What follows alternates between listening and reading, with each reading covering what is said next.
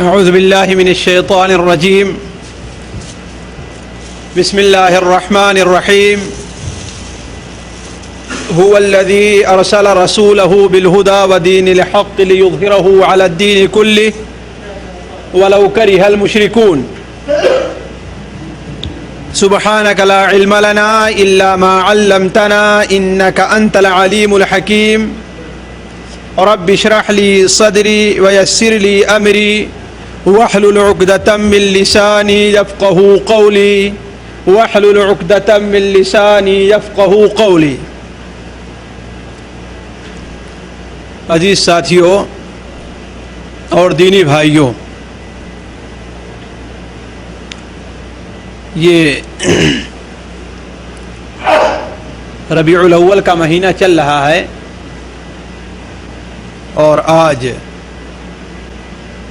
یہ ربیع الاول کی 12ویں رات ہے. بعض علماء کے قول کے مطابق نبی صلی اللہ علیہ وسلم کی پیدائش 12 ربیع الاول ہی کو ہوئی تھی. حالانکہ بہت سے علماء اس طرف گئے ہیں کہ آپ صلی اللہ علیہ وسلم کی پیدائش 12 ربیع الاول کے بجائے کس تاریخ کو ہوئی تھی؟ 9 ربیع الاول کو ہوئی تھی. زیادہ صحیح یہ ہے کہ آپ صلی اللہ علیہ وسلم کی پیدائش 9 ربیع الاول کون سا دن تھا؟ پیر کا دن تھا، یوم الاثنین، کہ آپ صلی اللہ علیہ وسلم کی پیدائش ہوئی ہے.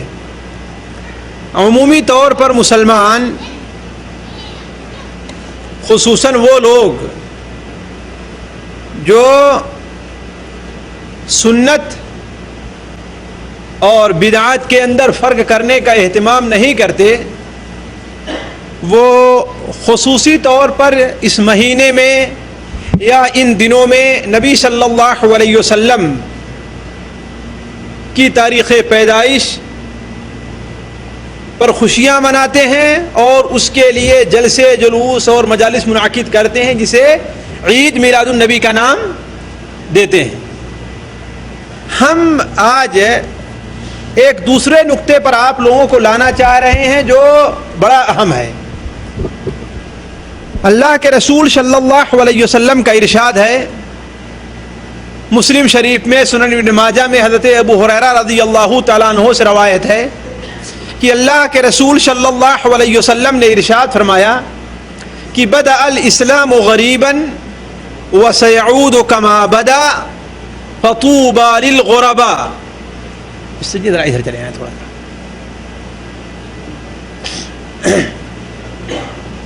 ادھر چلے آئیں تاکہ بعد میں آنے والوں کے لیے جگہ رہے.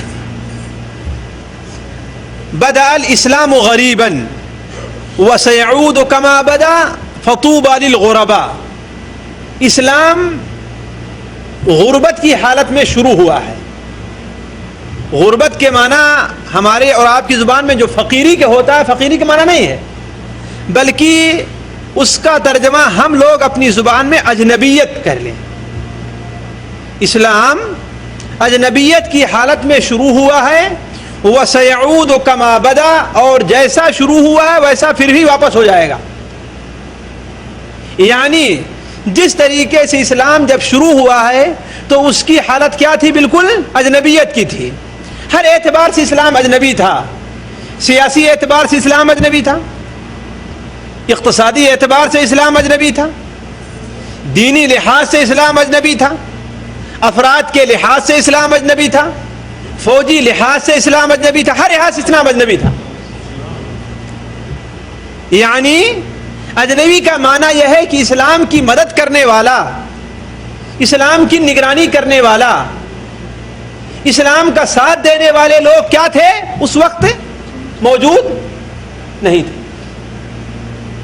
تو بدأ الاسلام غریبا، اسلام جو پھیلا ہے، وہ جو شروع ہوا ہے، وہ اجنبیت کی حالت میں شروع ہوا ہے. وَسَيَعُودُ كَمَا بَدَا، اور جیسا شروع ہوا ہے ویسے واپس بھی ہو جائے گا. اسی لیے آخری زمانے میں ایک اور صورتحال پیش آئے گی. اللہ کے رسول صلی اللہ علیہ وسلم کے ارشاد ترمذی شریف وغیرہ میں ہے کہ اسلام دونوں مسجدوں میں گھر کر کے رہ جائے گا. مسلم شریف میں یہ روایت ہے. اسلام دونوں مسجدوں میں گھر کر کے رہ جائے گا، یعنی اسلام کے صحیح ماننے والے وہ کہاں ہو جائیں گے؟ مسجد حرام اور مسجد نبوی کے اندر گھر کر کے رہ جائیں گے. باقی دنیا کی اور جگہوں کے اندر اسلام کے ماننے والے نہ رہ جائیں گے، اور اگر رہ بھی جائیں گے تو کیا رہیں گے؟ وہ نام کے رہیں گے. تو بدأ الاسلام غریبا، اسلام جو پھیلا ہے وہ غربت اور اجنبیت کی حالت میں پھیلا ہے. وَسَيَعُودُ كَمَا بَدَا، اور جس طریقے سے پھیلا ہے ویسے ہی پھر وہ لوٹ جائے گا. آپ صلی اللہ علیہ وسلم نے اس کے بعد ایک لفظ اور بیان فرمایا، وہ ذرا سوچنے کا ہے اور سننے کا ہے. آپ نے فرمایا فَطُوبَى لِلْغُرَبَاء، جو لوگ ایسے حالت میں اسلام کو اپنائیں، اسلام کی مدد کریں، اسلام پر قائم رہیں، ان کے لیے بہت ہی خوب ہے، وہ بہت ہی اچھے ہیں، ان کے لیے جنت ہے. صحابہ کرام نے عرض کیا اے اللہ کے رسول صلی اللہ علیہ وسلم یہ کون سے لوگ ہیں؟ آپ نے فرمایا فطوبى للغرباء، غربا کے لیے بہت ہی خوب ہے، ان کے لیے جنت ہے. یہ کون سے لوگ ہیں؟ آپ صلی اللہ علیہ وسلم نے ان کی مختلف تعریف کی. کبھی تو آپ نے یہ بیان فرمایا کہ النزاع من القبائل،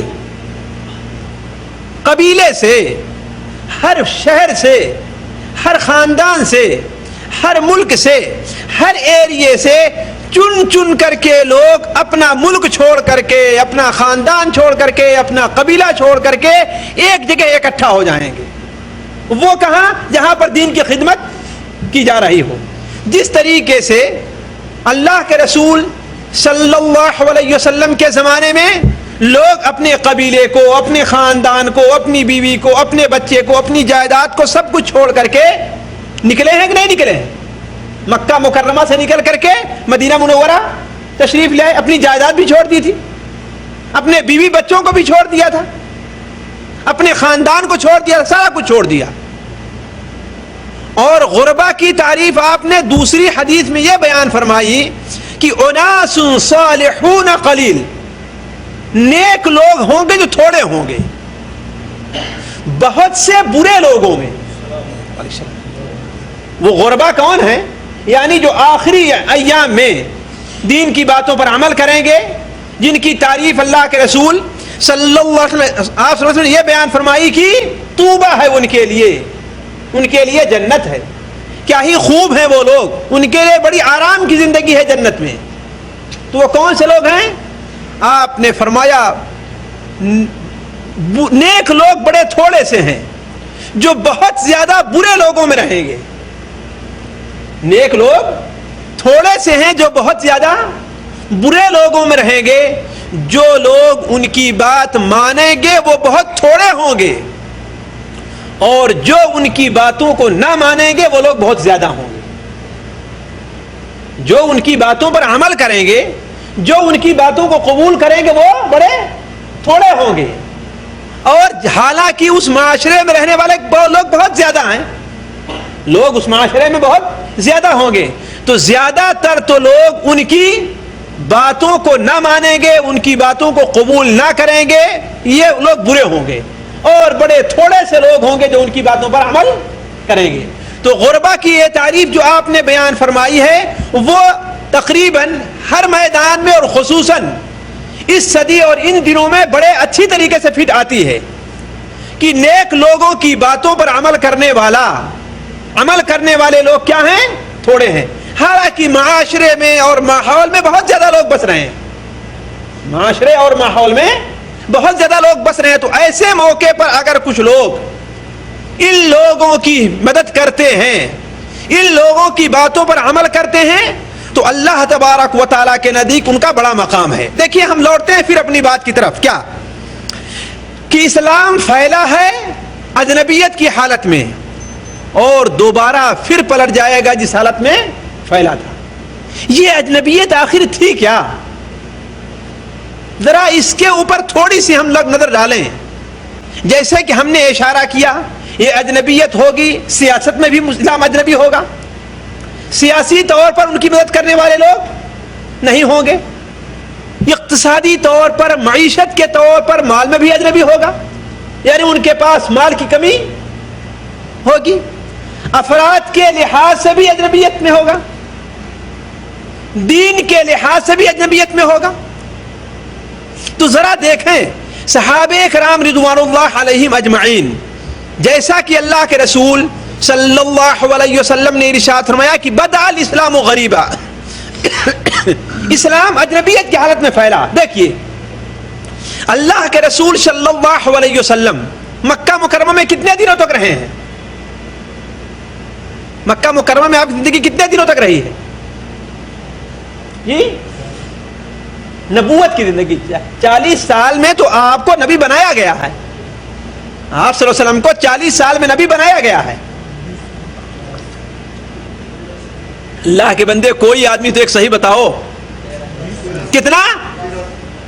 13 سال ہے. آپ صلی اللہ علیہ وسلم نبوت کی حالت میں مکہ مکرمہ کتنے سال رہے ہیں؟ 13 سال رہے ہیں. یہ معمولی موٹی موٹی چیزیں ہیں. نبی پر ایمان لانے کا ایک مفہوم یہ بھی ہے کہ نبی صلی اللہ علیہ وسلم کی زندگی کے بارے میں بھی ہم جانے. موٹی سی چیز ہے کہ آپ کی عمر کتنی تھی، کتنی عمر تھی آپ کو نبی بنایا گیا، کتنے دنوں تک آپ صلی اللہ علیہ وسلم نبوت میں زندہ رہے، کتنے دن آپ مکہ مکرمہ میں رہے، کتنے دن مدینہ منورہ میں رہے. یہ چیزیں تو ضروری ہے جاننے کے لیے ہمارے اور آپ کے لیے. اور اللہ کا شکر ہے اس وقت سیرت سے متعلق آپ کو ہر جگہ کتاب بھی مل جائے گی، کیسٹ بھی مل جائے گی. کوئی آدمی یہ کہے کہ ہاں بھائی یہ عذر نہیں پیش کر سکتا کہ ہاں ہمیں کوئی بتانے والا نہیں ملا. اس ماحول میں اس زمانے میں کوئی آدمی یہ عذر نہیں کر سکتا ہے کہ ہمیں یہ چیز کیسے معلوم ہو. اس لیے کہ آدمی پڑھ نہیں سکتا تو کم سے کم سن تو سکتا ہے کہ نہیں سن سکتا. کیسٹیں آپ صلی اللہ علیہ وسلم کی سیرت سے متعلق آپ کو بھری ملیں گی، ہے کہ نہیں؟ بلکہ رمضان میں ارکان اسلام سے متعلق جو ہم نے آپ کے سامنے درس رکھا تو اس میں بھی بتایا تھا کہ ایک انسان کے اوپر واجب ہے کہ نبی صلی اللہ علیہ وسلم کے اوپر ایمان لے آئے. آپ پر ایمان لانے کے اندر یہ بھی داخل ہے کہ آپ کون تھے، کیا ہیں، کیسے تھے، یہ بھی داخل ہے. اور اس سے متعلق تقریباً 10 منٹ یا 5 منٹ ہم نے اس کیسٹ کے اندر رکھا کہ مجمل طور پر، اجمالی طور پر، مختصر طور پر نبی صلی اللہ علیہ وسلم کے بارے میں ایک مسلمان کو کتنی معلومات رکھنی چاہیے. تو بات یہاں سے نکلی تھی کہ نبی کریم صلی اللہ علیہ وسلم مدینہ منورہ میں کتنے دن، مکہ مکرمہ میں کتنے دنوں تک رہے ہیں؟ 13 سال تک. آپ کی نبوت کی زندگی 13 سال کی گزری ہے. اور آپ کو نبی جب بنایا گیا آپ کی عمر کتنی تھی؟ 40 سال کی تھی. گویا کہ آپ صلی اللہ علیہ وسلم مکہ مکرمہ میں پیدائش سے لے کر کے ہجرت تک کتنے سال رہے؟ 53 سال. ہجرت سے پیدائش سے لے کر کے ہجرت تک کتنے سالوں تک رہے؟ 53 سالوں تک. البتہ نبوت جب آپ کی زندگی دعوت کی گزری ہے وہ کتنی رہی ہے؟ وہ 13 سال رہی ہے. ان 13 سالوں کے اندر کتنے لوگ مسلمان ہوئے ہیں؟ تصور کریں آپ لوگ. ان 13 سالوں میں ظاہر بات نبی صلی اللہ علیہ وسلم کے سے بہتر انداز دعوت کا کوئی اختیار کر سکتا ہے؟ نہیں کر سکتا. اتنی محنت کوئی کر سکتا ہے؟ نہیں کر سکتا. اتنے اچھے انداز میں لوگوں کو دین کی بات کوئی بتا سکتا ہے؟ نہیں بتا سکتا. لیکن آپ 13 سال تک رہے ہیں مکہ مکرمہ میں. کتنے لوگ ایمان لے آئے آپ کے اوپر؟ ہاں مالک 200 رہے گے، 300 کچھ بھی رہے ہوں گے، بچے بوڑھے سب ملا کر کے. اس کی صحیح تعداد نہیں بھر ہوئی ہے، لیکن یہ ہے کہ کم سے کم 500 تو نہیں پہنچے تھے. 13 سال کی زندگی بہت بڑی زندگی ہوتی ہے. اور وہ بھی دن رات آپ صلی اللہ علیہ وسلم لوگوں کو دعوت دے رہے ہیں. آپ سے بہترین انداز استعمال کرنے والا کوئی نہیں ہے، لیکن اسلام قبول کرنے والے لوگ تھوڑے سے ہیں. اس کا اندازہ اس سے لگائیے کہ حضرت عمر فاروق رضی اللہ تعالیٰ عنہ اسلام کب قبول کیے ہیں؟ نبوت کے 6 سال کے بعد قبول کیے ہیں. 7ویں سال قبول کیے ہوں، 8ویں سال قبول کیے ہوں، 9ویں سال قبول، اللہ بہتر جانتا ہے. بلکہ امام ابن کثیر رحمہ اللہ کا خیال ہے کہ نبوت کے 9ویں سال اسلام قبول کیے ہیں وہ. حالانکہ یہ بات تضا نہیں ہے، آپ نے اس سے پہلے اسلام قبول کیا ہے، لیکن 6 کے بعد اسلام قبول کیا ہے. یعنی نبوت کے 6 سال گزر گئے تھے تب آپ اسلام قبول کیے. اور آپ کے بارے میں سیرت نگار لکھتے ہیں کہ آپ اسلام لے آئے ہیں تو 40 کی تعداد پوری ہو گئی. جب آپ اسلام قبول کیے ہیں تو 40 کی تعداد پوری ہو گئی ہے. اور میں یہ سمجھتا ہوں تعداد اور زیادہ بھی تھی, لیکن صحیح تعداد کسی کو معلوم کیوں نہیں تھی؟ وجہ کیا ہے؟ لوگوں کو صحیح تعداد کیوں نہیں معلوم تھی؟ اس لیے کہ کتنے ایسے لوگ تھے مسلمان تھے لیکن ظاہر نہیں کرتے تھے اپنے کو. وہ لوگ مسلمان تو تھے لیکن اپنا اسلام ظاہر نہیں کرتے. کیوں؟ اس لیے خاندان والے دشمن ہو جائیں گے, اپنے محلے والے دشمن ہو جائیں گے, اور سارے سالے دشمن تو تھے ہی. تو حضرت عمر فاروق رضی اللہ عنہ جب اسلام قبول کیے اور آپ نے جب آ کر کے اپنے اسلام کا اعلان کیا تو آپ لوگوں نے پڑھا ہوگا کہ مکہ کے مشرکین جو خانہ کعبہ اور اس کے ارد گرد بیٹھے ہوئے تھے آپ کے اوپر پل پڑے.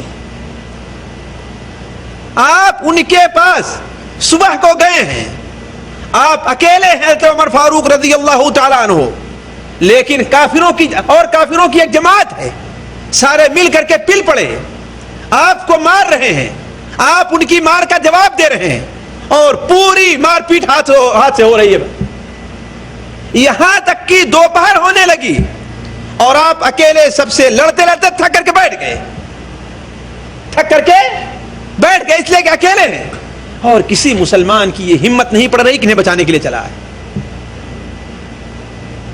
عاص بن وائل جو ابھی کافر تھا اور شاید حضرت عمر فاروق رضی اللہ عنہ کے ماموں تھے, انہیں جب معلوم ہوا وہ بھاگ کر کے آئے ہیں کہ رے بدبختو, کیا تم جان چاہتے ہو کہ اگر اسے مار ڈالے تو بنو عدی تمہیں چھوڑیں گے؟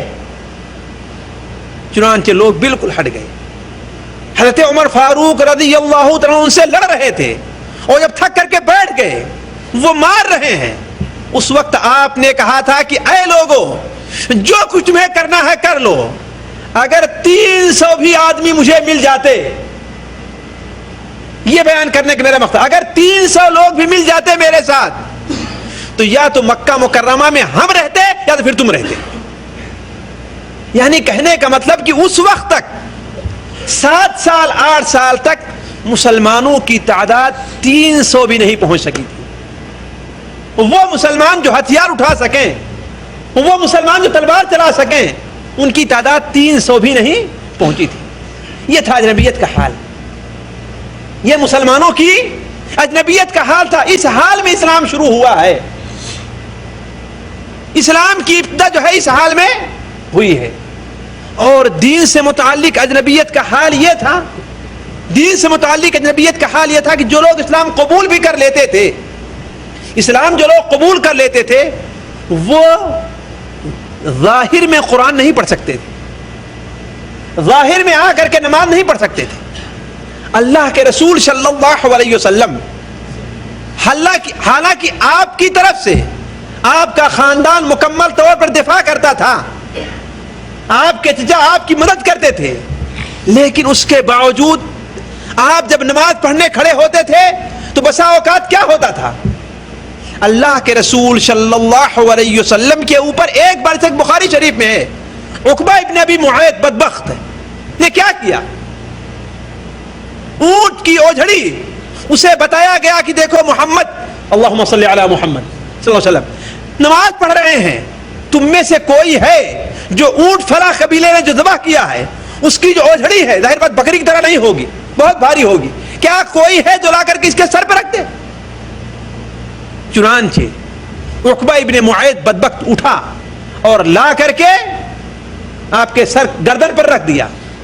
اتنی وزنی تھی کہ آپ صلی اللہ علیہ وسلم اپنا سر نہیں اٹھا سکے, اور کسی مسلمان کی یہ طاقت نہیں ہوتی تھی, یہ ہمت نہیں ہوتی تھی کہ آ کر کے اسے ہٹا دے.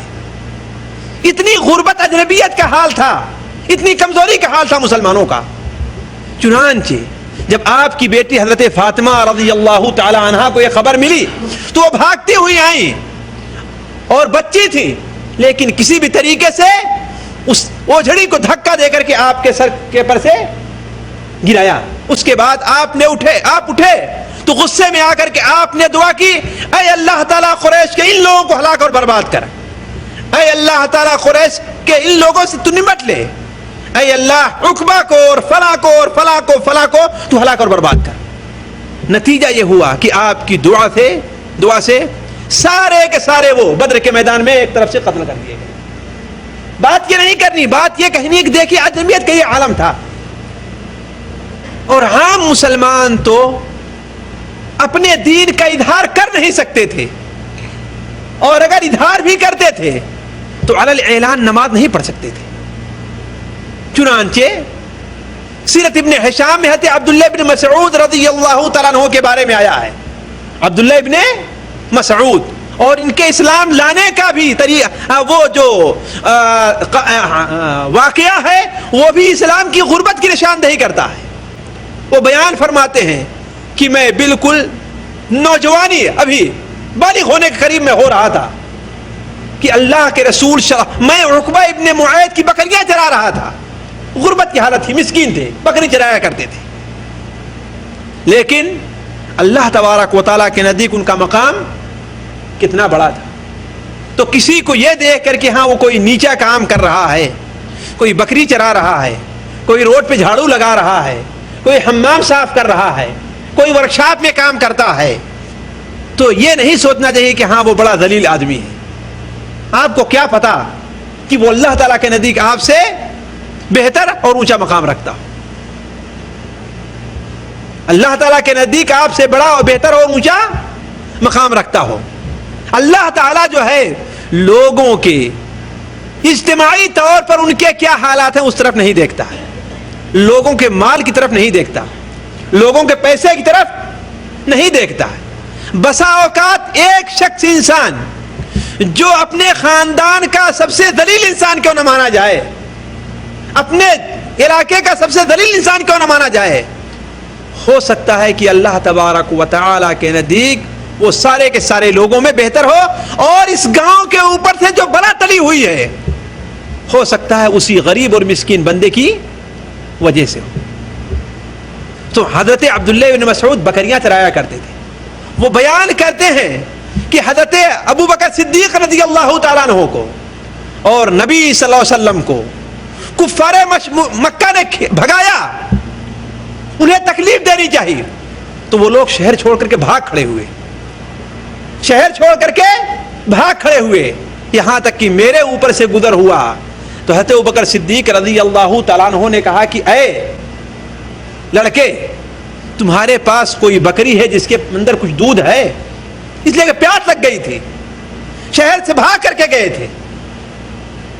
انہوں نے کہا کہ میں اس پر امین بنایا گیا ہوں، بغیر اپنے مالک کی اجازت کے میں کسی بکری کا دودھ آپ کو نہیں دے سکتا۔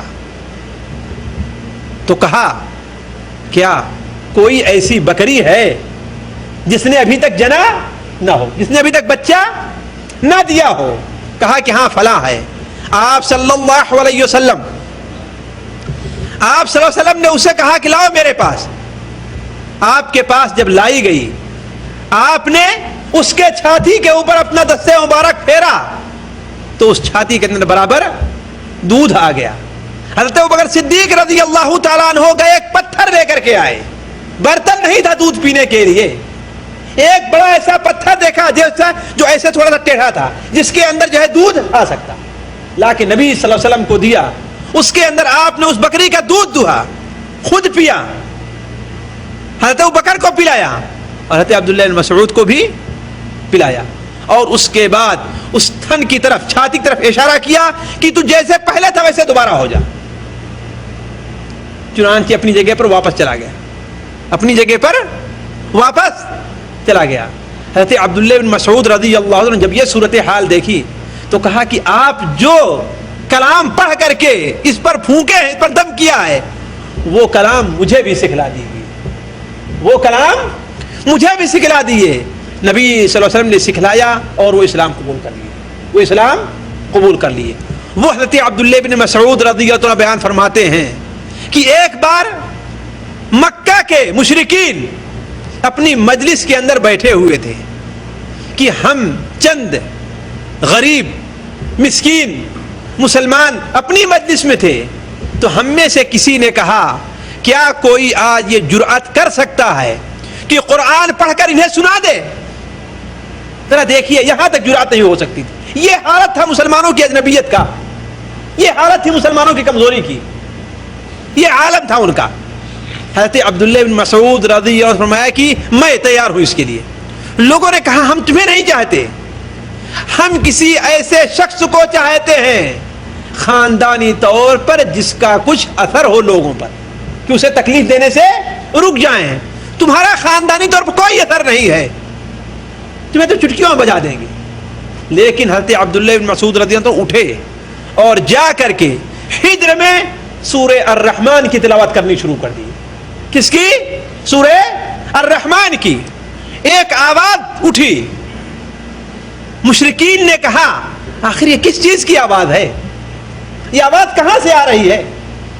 تو کسی نے کہا یہ تو وہ کلام لگ رہا ہے جو محمد لے کر کے آئے ہیں. کہا اچھا, کسی کی اتنی جرأت ہے کہ اعلان پڑھنا شروع کر دے اس کلام کو؟ چنانچہ لوگ آئے اور عبداللہ بن مسعود کو مارنا پیٹنا شروع کیا. چہرہ للہان ہو گیا. وہ پڑھتے جا رہے تھے, وہ لوگ مار رہے تھے, وہ پڑھ رہے تھے, وہ مار رہے تھے, یہاں تک کہ جتنا پڑھنے کی نیت کی تھی اتنا پڑھ لے گئے, جتنا پڑھنے کی نیت کی تھی اتنا پڑھ لے گئے. پھر جب خاموش ہو گئے اور اپنے ساتھیوں کے پاس گئے تو ساتھیوں نے کہا دیکھو ہمیں اسی چیز کا ڈر تھا, تمہارے اوپر ہمیں جو ڈر تھا وہ اسی چیز کا تھا. کہا واللہ جتنا دلیل میرے سامنے اب وہ لوگ ہیں, اس سے پہلے اتنا دلیل میرے نظر میں کبھی وہ لوگ نہیں تھے. اگر تم لوگ چاہو تو کل پھر میں جا کر کے ان کو سناؤں گا, کل پھر جا کر کے ان کو میں سناؤں گا. لیکن لوگوں نے کہا کہ بس بس بس بس, انہیں تم نے ذلیل کر دیا نا, انہیں تم نے رسوا کر دیا, انہیں سنا دیا. تو عرض کرنے کا مقصد یہ ہے کہ مسلمانوں کو عملی طور پر بھی یہ اجنبیت کا حال تھا کہ وہ لوگ اللہ کے رسول صلی اللہ علیہ وسلم کے بتائے ہوئے طریقے کے اوپر عمل بھی نہیں کر سکتے تھے. اسی طریقے سے سیاست کے طور پر بھی مسلمانوں کی اجنبیت تو حد سے زیادہ بڑی ہوئی تھی. دنیا کا کوئی قبیلہ ایسا نہیں تھا, دنیا کا کوئی ملک ایسا نہیں تھا جو مسلمانوں کو قبول کرنے کے لیے تیار ہوں. یہ باتیں میں آپ لوگوں کے سامنے اس لیے رکھ رہا ہوں کہ اسلام کے ساتھ جو اس وقت حالات پیدا ہو رہے ہیں کوئی نئی بات نہیں ہے, یہ کوئی نئی بات نہیں ہے. آپ صلی اللہ علیہ وسلم کی پیشین گوئی ہے کہ بدأ الاسلام غریبا وسيعود كما بدا فطوبى للغرباء. تو اقتصادی طور پر یہ حال تھا کہ مسلمانوں کی مدد کرنے والا کوئی ملک نہیں تھا, کوئی قبیلہ نہیں تھا, کوئی سردار نہیں تھا. جس کی سب سے واضح مثال یہ ہے کہ مکہ کے اندر مسلمانوں کی مدد کرنے والا کوئی تھا؟ کوئی نہیں تھا.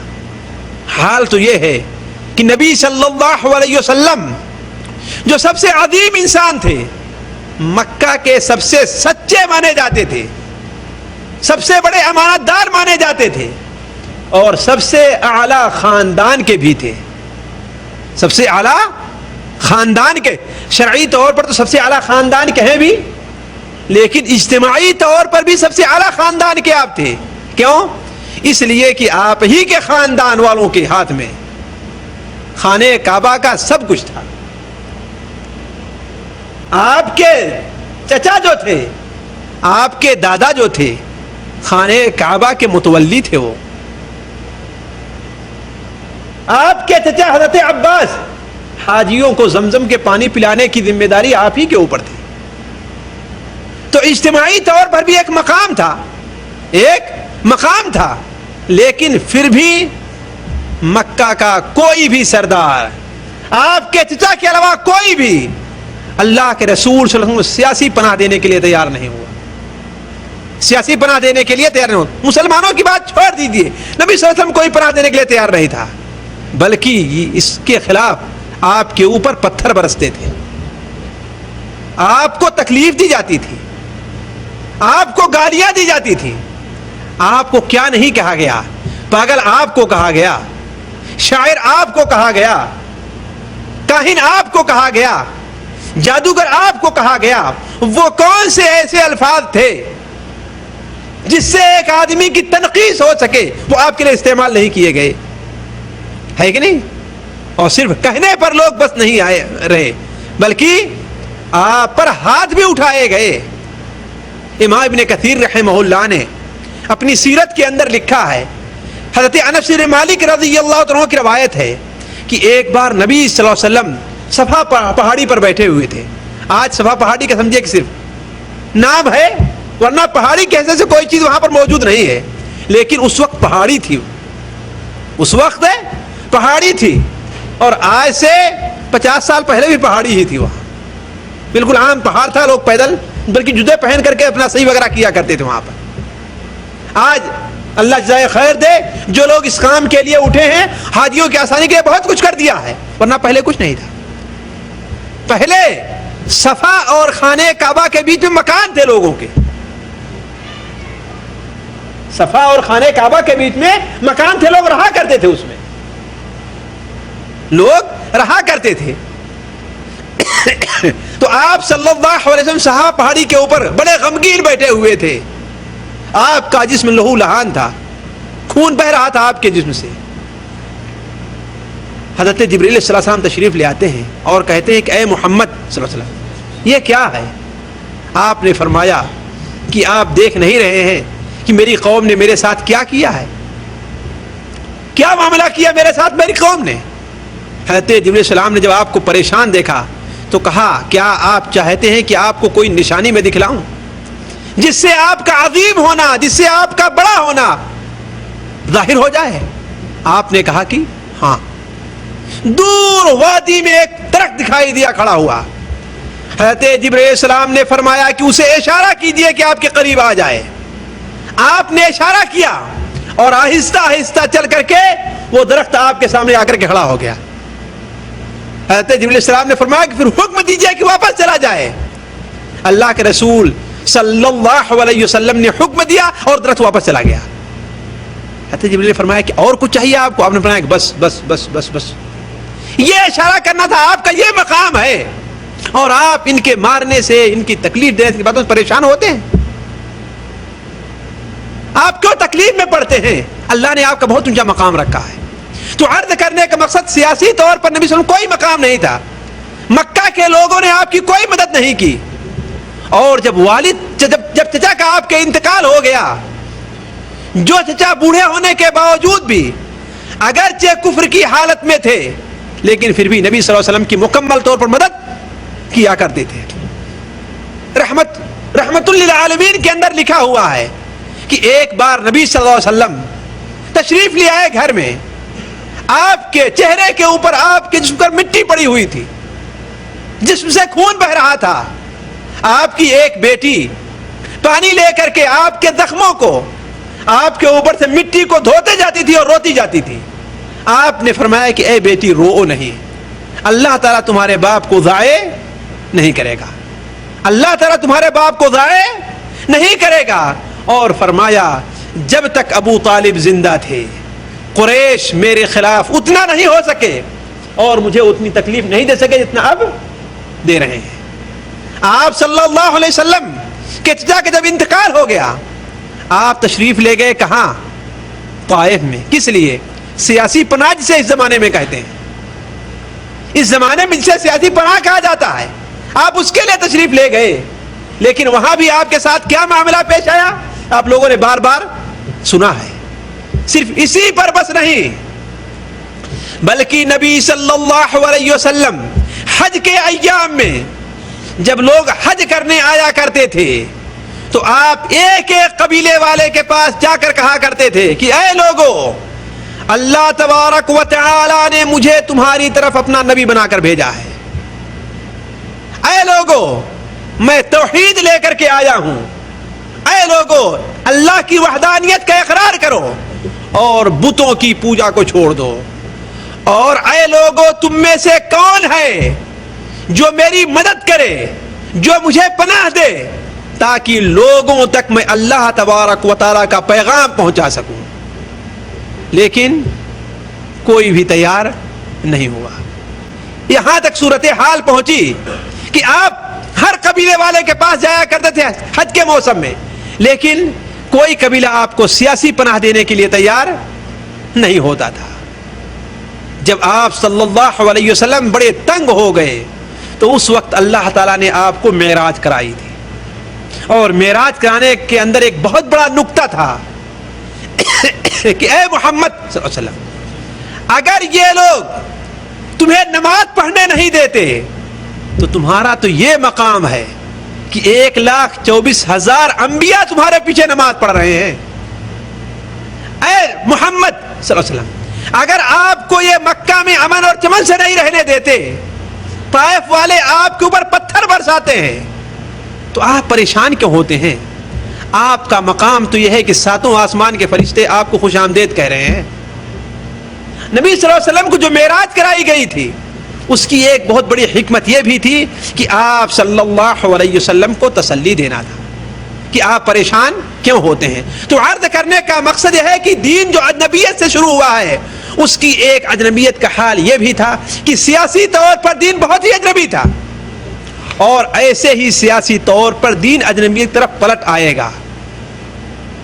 جس طریقے سے سیاسی طور پر اجنبی تھا دین, یہ حالات جو پیدا ہو رہے ہیں ہمیں اور آپ کو اس سے پریشان نہیں ہونا چاہیے, بلکہ اس سے نپٹنے کے لیے ہمیں کوشش کرنی چاہیے اور یہ سوچنا چاہیے کہ ہم دین کی مدد کس طریقے سے کر سکتے ہیں, جو تھوڑا سا بعد میں آپ کے سامنے میں رکھتا ہوں. اس کے علاوہ یہ دیکھیے کہ معاشی طور پر بھی دین کتنی اجنبیت کا تھا. نبی صلی اللہ علیہ وسلم, آپ صلی اللہ علیہ وسلم سے متعلق مسند احمد و سنن ماجہ کے اندر روایت ہے, حضرت انس بن مالک رضی اللہ عنہ بیان فرماتے ہیں کہ اللہ تبارک و تعالیٰ کے بارے میں جتنا مجھے تکلیف دی گئی ہے اتنا تکلیف نہ تو کسی کو دی گئی ہے اور نہ کسی کو دی جائے گی. بخاری شریف میں بھی ہے, ما اوذی احد فی اللہ, جتنا مجھے اللہ تعالیٰ کے بارے میں تکلیف دی گئی ہے اتنا کسی دوسرے کو تکلیف نہیں دی گئی. تو آپ نے اس حدیث میں بیان فرمایا جو حضرت انس بن مالک کی ہے کہ جتنا مجھے اللہ تعالیٰ کے بارے میں آزمایا گیا اور تکلیف دی گئی ہے کسی دوسرے کو تکلیف نہیں دی گئی. آپ نے فرمایا کہ بسا اوقات ہمارے اوپر 1 مہینہ گزر گیا ہے, 30 دن گزر گئے ہیں کہ مجھے کھانے کو وہی کچھ ملا کرتا تھا مجھے اور بلال کو جو بلال اپنے بغل میں چھپا کر کے لایا کرتے تھے. ذرا سوچیں, اپنے بغل میں چھپا کر کتنا لے آئے گا انسان, کتنا لے کر کے آئے گا؟ 1 مہینے تک یہ حالت رہا کرتی تھی کہ آپ صلی اللہ علیہ وسلم کو اور حضرت بلال کو وہی کچھ کھانے کو ملتا تھا جو اپنے بغل میں چھپا کر کے, تاکہ کوئی دیکھ نہ لے, اگر دیکھ لیا تو چھین لے گا.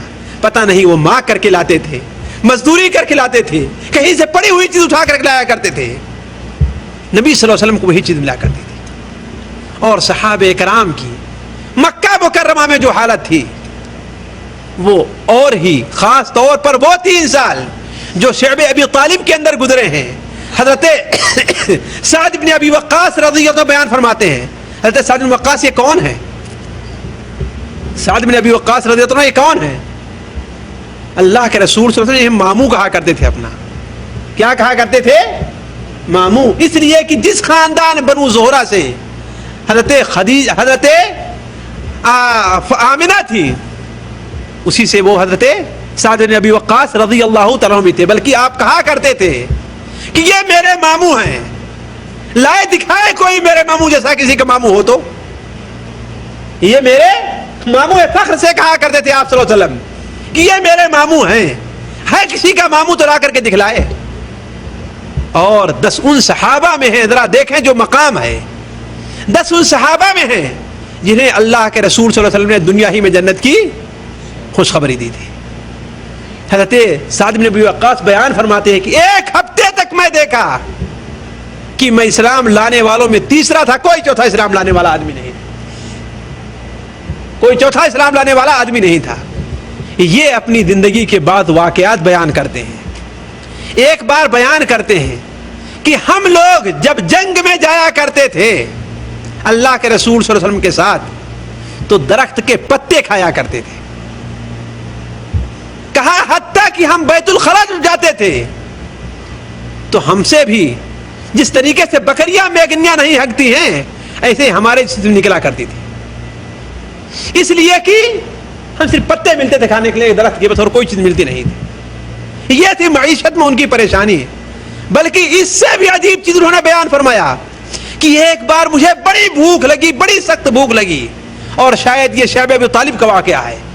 کہا کہ میں راستے میں جا رہا تھا تو میرے پاؤں کے نیچے کوئی نرم چیز محسوس ہوئی کوئی ایسی چیز محسوس کہ وہ نرم ہے. کہا اسے اٹھا کر کے میں کھا گیا، نگل لے گیا. آج تک مجھے نہیں معلوم کہ وہ کیا چیز تھی. کوئی حلال چیز تھی جسے میں کھایا، کوئی زندہ چیز تھی یا کیا چیز تھی، اللہ بہتر جانتا ہے. کہا یہ بھوک کا میرے عالم تھا. اس وقت میں اتنا تڑپ رہا تھا بھوک سے کہ راستے میں جا رہا دیکھا کوئی نرم چیز ہے، اسے اٹھا کر کے میں کھا کے سوچا بھی نہیں کہ یہ کیا ہے، اس لیے کہ سوچتے تھے کہیں ایسی چیز نہ جو کھانے لائق نہ ہو. تو اور اپنا ایک اور عجیب واقعہ بیان کیا ہے سعد بن وقاص. ایسے کتنے صحابہ کے واقعات ہیں، لیکن صرف مثال میں دے رہا ہوں. وہ بیان فرماتے ہیں کہ ایک بار رات میں پیشاب کرنے کے لیے نکلا. ذرا دیکھیں اور سوچیں کہ غریب ہونا، معیشت کے اعتبار سے کمزور ہونا کسی انسان کی اللہ تعالیٰ کے نزدیک برے ہونے کی دلیل نہیں. اگر یہ دلیل ہوتی تو سب سے غریب کون ہوتا؟ قارون ہوتا. سب سے غریب قارون ہوتا، اور سب سے غریب، سب سے مالدار نبی صلی اللہ علیہ وسلم ہوتے. لیکن یہ معیار نہیں. حضرت سعد بن ابی وقاص رضی اللہ عنہ بیان فرماتے ہیں کہ میں رات میں نکلا پیشاب کرنے کے لیے، بڑی سخت بھوک لگی تھی. جب پیشاب کیا تو جب پیشاب کے میرے چھینٹے پڑنے لگے تو ایسا محسوس ہوا کہ یہ زمین نہیں ہے، کوئی اور چیز ہے، یہ کوئی اور چیز ہے. تو کہا اس کو ہم نے اٹھا لیا. وہ اونٹ کا ایک چمڑا، دیکھیے اس پر پیشاب کیا ہے، وہ اونٹ کا ایک چمڑا تھا، لایا اسے ہم نے دھولا اور دھول کر کے اسے پہلے جلایا، جلا کر کے اس کا صفوف بنایا، اور 3 دن تک اسے ہی منہ میں رکھ کر کے پانی پیتا تھا اور اسی پر گزارا کیا ہے. ذرا سوچیں وہ کتنا بڑا ٹکڑا رہا ہوگا، اسی پر پیشاب کیا ہے. لیکن مجبوری ہے، زندہ رہنا ہے، اور زندہ رہنے کے لیے پیٹ کے اندر کوئی چیز جانی چاہیے. زندہ رہنے کے لیے پیٹ کے اندر کوئی چیز جانی چاہیے. ترمذی شریف میں ہے کہ نبی صلی اللہ علیہ وسلم جب نماز پڑھنے کھڑے ہوتے تھے تو بعض صحابہ کرام بھوک کی تاب نہ لا کر کے بے ہوش ہو کر کے گر جایا کرتے تھے. لوگ سمجھتے تھے کہ انہیں مرگی کی بیماری ہو گئی، حالانکہ انہیں مرگی کی بیماری نہیں ہوتی تھی. کیا ہوتا تھا؟ وہ بیچارے بھوک سے رہا کرتے تھے. اور کہا کہ ان کے پاس جو کپڑے رہا کرتے تھے وہ اپنے کپڑے کو ایسے لے کر کے یہاں پہ لا کر کے صرف ایک کپڑا رہا کرتا تھا. نبی صلی اللہ علیہ وسلم نے عورتوں کو منع کر دیا کہ سجدے سے اپنا سر اٹھانے میں جلد بازی سے کام نہ لیں. کون؟ عورتیں.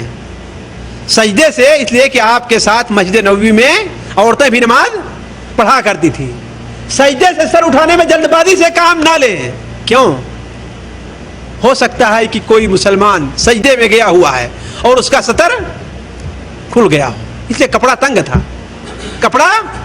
تھا. یہ حال تھا مسلمانوں کا، اور یہ حال تھی صحابہ کی غربت کا. تو عرض کر رہا تھا میں آپ لوگوں سے کہ دین کی اجنبیت کا یہ حال تھا کہ اللہ کے رسول صلی اللہ علیہ وسلم زمانے میں خصوصاً مکہ مکرمہ کی جو زندگی تھی مسلمانوں کی، مسلمان سیاسی اعتبار سے بھی اجنبی تھا، اقتصادی اعتبار سے بھی اجنبی تھا، افراد کے اعتبار سے بھی اجنبی تھا، اور مسلمان دین پر عمل کے اعتبار سے بھی اجنبی تھا. ایک چیز اور آپ کے سامنے میں رکھتا چلوں جو اس وقت کے حالات پر بہت فٹ پڑ رہا ہے. ان تمام چیزوں کے باوجود مشرکین نے لوگوں کو اسلام سے روکنے کے لیے کیا کیا طریقے استعمال کیے ہیں. وہ بہت طریقے ہیں. ان میں چند طریقے اگر آپ دیکھنا چاہیں تو شیخ صفی الرحمان حافظہ اللہ کی کتاب تجلیات نبوت میں دیکھ لیں. ان کی کتاب تجلیات نبوت میں دیکھ لیں کہ مکہ کے مشرکین لوگوں کو دین سے روکنے کے لیے کیا کیا حربے استعمال کرتے تھے. ان میں سے دو ایک میں آپ کے سامنے رکھتا ہوں اور ذرا سوچیں کیا وہ اس زمانے میں فٹ پڑ رہا ہے نہیں پڑ رہا ہے. پہلا حربہ جو استعمال کرتے تھے وہ حربہ یہ تھا کہ جو لوگ مسلمان ہونا چاہتے تھے، جو لوگ مسلمان ہونا چاہتے تھے ان کے دلوں کے اندر شکوک پیدا کرنا چاہتے تھے. وہ لوگ انہیں شک اور شبہے کے اندر ڈالنا چاہتے تھے کہ ہر آدمی پڑھ لیتا ہے، لیکن قرآن کو سمجھنے کے لیے کہ کیا اس کے اندر ہے، اس کو ترجمہ سے اس کو پڑھنے کے لیے، اس پر غور کرنے کے لیے کس پر لوگ زیادہ توجہ دیتے ہیں. دوسرا طریقہ اس نے یہ استعمال کیا تھا کہ چند لونڈیوں کو اس نے تیار کیا، چند لونڈیوں کو اس نے تیار کیا اور وہ لونڈیوں کی مجلس جمایا کرتا تھا جو ناچتی تھی اور گایا کرتی تھی. یہ کس لیے تھا؟ مسلمانوں کو دین سے ان کے اور قرآن سے روکنے کے لیے. اور آج بھی آپ نے دیکھا ہوگا کہ وہ ملک جو دنیا کا گنڈا ہے اور جو دنیا کے اندر امن کے نام سے فساد پھیلانا چاہتا ہے، جب ایک اسلامی ملک پر قبضہ کرتا ہے تو وہاں پر اس نے کیا کچھ کیا ہے. بلو فلمیں تک لا کر کے مفت تقسیم کیا ہے مسلمانوں کے بیچ میں. آخر یہ کیا یہ بے نہیں وہی صورت نہیں ہے جو مکہ کے مشرکین نے استعمال کیا تھا؟ وَمِنَ النَّاسِ مَن يَشْتَرِي لَهْوَ الْحَدِيثِ لِيُضِلَّ عَن سَبِيلِ اللَّهِ بِغَيْرِ عِلْمٍ وَيَتَّخِذَهَا هُزُوًا. اسی بارے میں یہ آیت نازل ہوئی ہے. تو عرض کرنے کا مقصد یہ ہے کہ جو اس غربت کی حالت میں جو طریقے اس وقت استعمال کیے جا رہے تھے آج بھی بے نہیں وہی طریقے استعمال کیے جا رہے ہیں. اب سوال یہ ہے کہ ہمیں اور آپ کو کرنا کیا چاہیے. یہ ایک سوال ہے. کیا یہ باتیں صرف سننے کی اور ختم ہو جانے کی ہیں؟ آپ نے فرمایا ہے کہ اسلام، آپ صلی اللہ علیہ وسلم نے فرمایا کہ اسلام غربت کی حالت میں پھیلا ہے، اجنبیت کی حالت میں پھیلا اور دوبارہ ویسے پلٹ جائے گا، بس معاملہ ختم ہو گیا. ایسا نہیں ہے.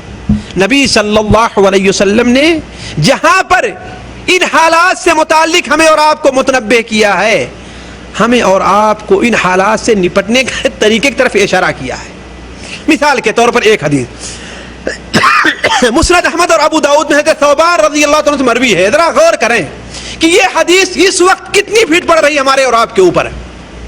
اللہ کے رسول صلی اللہ علیہ وسلم نے ارشاد فرمایا، یوشک ان تداعى علیکم الامم کما تداعى الاکلۃ الی قصعتها.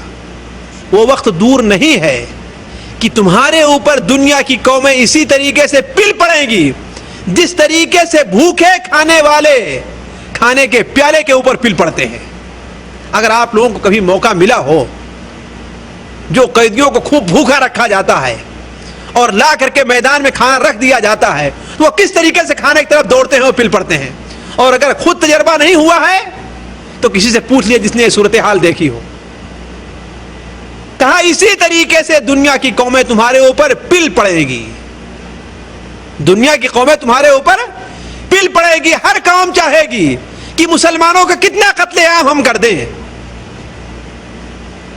مسلمانوں کے اوپر کتنا بم ہم گرا دیں تاکہ ہمارا نام ہو جائے کہ ہم نے بھی اس جنگ کے اندر حصہ لیا تھا. مسلمانوں کی جو اقتصادی حالت ہے یا مسلمانوں کے جو جائیداد ہے اسے کتنا لوٹ لے ہر قوم چاہتی ہے دوڑ دوڑ کر کے چاروں طرف سے. میں تفصیل نہیں بیان کرنا چاہتا ایک ایک چیز کی، لیکن ذرا سوچیں ایک ناحیے سے کہ اس وقت مسلمانوں کے اوپر کس طریقے سے قومیں پل پڑ رہی ہیں. صحابہ کرام نے عرض کیا، اے اللہ کے رسول صلی اللہ علیہ وسلم، کیا اس وقت ہم لوگ تھوڑے ہوں گے؟ اس وقت ہم لوگ تھوڑے ہوں گے؟ آپ نے فرمایا کہ نہیں، اس وقت تم تو بہت زیادہ ہوگے، لیکن تمہاری مثال جو ہوگی وہ سیلاب کی جھاگ کی طریقے سے ہوگی. اس طریقے جھاگ جتنی کچھ بھی رہے، پانی نیچے بہتا چلا جاتا ہے، جھاگ روک نہیں پاتا پانی کو. کہ روک لیتا ہے پانی کو؟ نہیں روک پاتا ہے. اسی طریقے تم بہت زیادہ ہوگے لیکن تمہاری مثال وہی جھاگ جیسی ہوگی. کہا اے اللہ کے رسول صلی اللہ علیہ وسلم، یہ صورتحال کیسے پیش آئے گی؟ اللہ کے رسول نے ارشاد فرمایا آپ صلی اللہ علیہ وسلم نے کہ اللہ تبارک و تعالی تمہارے دشمنوں کے دلوں سے تمہارا خوف نکال دے گا. تمہارا خوف تمہارے دشمنوں کے دلوں میں نہیں رہ جائے گا. مسلمانوں سے دشمن ڈرے گا نہیں بلکہ مسلمان دشمنوں سے ڈرنا شروع کر دے گا. اور آج صورتحال یہی ہے. عام طور پر مسلمانوں سے کوئی دشمن ڈرتا نہیں ہے، وہ اللہ کے کہیں چند بندے ہیں جن سے دنیا کانپ رہی ہے، لیکن عام طور پر جو مسلمانوں کی صورت حال ہے ان سے کوئی ڈرتا نہیں ہے۔ بلکہ ایک شخص ٹیلی ویژن میں یہ بھی دیکھا گیا کہ ایک کافر ہے، مسلمانوں کی ایک جماعت ہے، اور ایک معمولی سے ڈنڈا لیا اور سب کو دوڑا رہا ہے، بھگے جا رہے ہیں مسلمان۔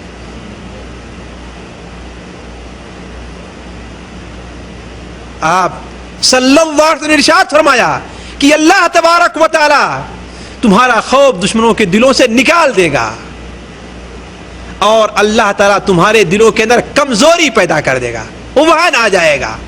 صحابہ کرام نے کہا کمزوری کیا چیز ہے؟ تو آپ صلی اللہ علیہ وسلم نے ارشاد فرمایا کہ دنیا کی محبت تمہارے دلوں میں آ جائے گی، اور موت سے تم لوگ نفرت کرنے لگو گے، ڈرنے لگو گے۔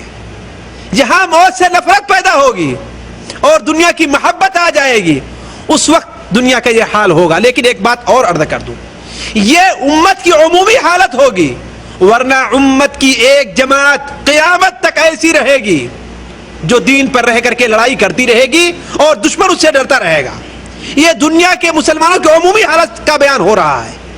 ابو داؤد شریف کی ایک روایت میں اور آپ نے بیان فرمایا تھا، عبداللہ ابن عمر سے مروی ہے کہ آپ نے بیان فرمایا صلی اللہ علیہ وسلم، اذا تبایعتم بالعینہ، جب خرید و فروخت کے اندر تم مشغول ہو جاؤ گے، واخذتم اذناب البقر، اور بیلوں کی دم تم پکڑ لو گے، یعنی کھیتی باڑی کے اندر مشغول ہو جاؤ گے، وترکتم الجہاد فی سبیل اللہ، اور اللہ تعالیٰ کے راستے میں جہاد کو تم چھوڑ دو گے۔ آج مسلمان جہاد کے نام سے ڈرتا ہے، اور جتنے یہاں پر ہمارے بھائی موجود ہیں ان میں سے پوچھا جائے کہ تم نے کبھی جہاد کے لیے سوچا ہے؟ اور سوچا ہے، زبان سے ہر آدمی کہے گا ہم نے سوچا ہے، ہر آدمی کہے گا ہم نے سوچا ہے، لیکن پوچھا جائے کیا تیاری کی ہے تم نے؟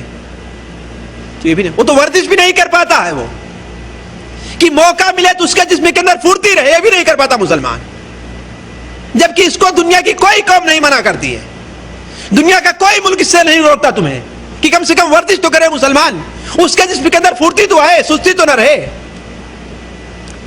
ابھی 20-25 سال کی عمر ہے لیکن جوڑوں میں درد ہوتا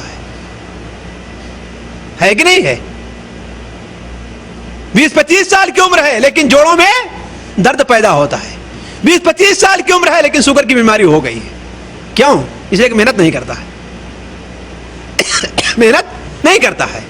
تو وَتَرَكْتُمُ الْجِهَادَ فِي سَبِيلِ اللَّهِ، اور اللہ تعالیٰ کے راستے میں جہاد کرنا تم چھوڑ دو گے تو اللہ تبارک تمہارے اوپر ذلت کو مسلط کر دے گا،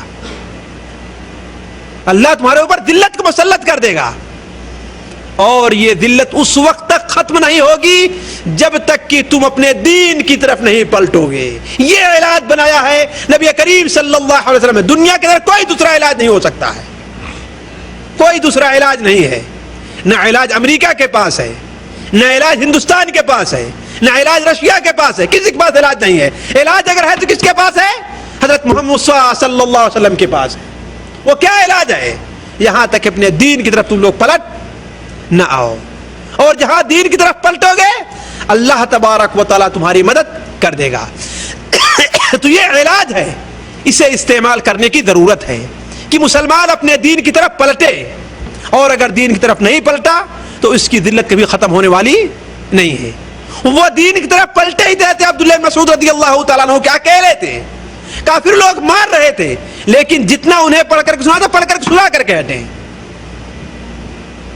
یہ دین پر قائم رہنے ہی کی مثال ہے۔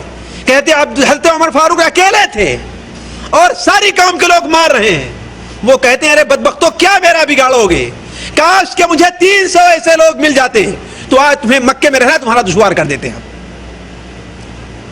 تکلیفیں تو ہوں گی، ڈنڈے تو پڑیں گے، لیکن انسان کی نفس کی جو عزت ہے وہ عزت مسلمان کو نہیں کھونا چاہیے۔ اور یہ عزت کب آئے گی؟ جب مسلمان دین کی طرف پلٹے گا، اور اس کے 3 اصول ہیں۔ میں اس اصول کی طرف نہیں جانا چاہتا، صرف 3 مختصر طور پر آپ کے سامنے بیان کر دوں۔ وہ کیا ہے؟ اللہ کا تقوی اختیار کیا جائے، آپس میں اتفاق کیا جائے، اور اللہ اور اس کے رسول کی اطاعت کی جائے۔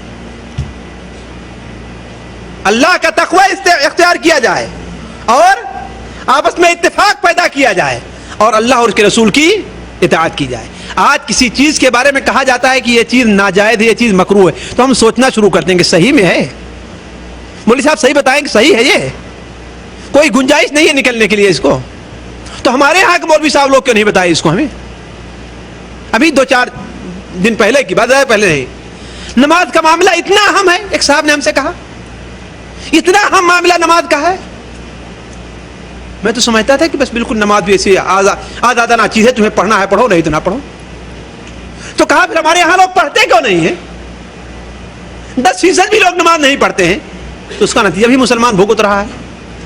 اور یہ وصول ہے جو نبی صلی اللہ علیہ وسلم نے سورہ انفال کی پہلی آیت میں دیا. آپ لوگ جا کے ترجمہ اٹھا کر کے پڑھ لیں گے.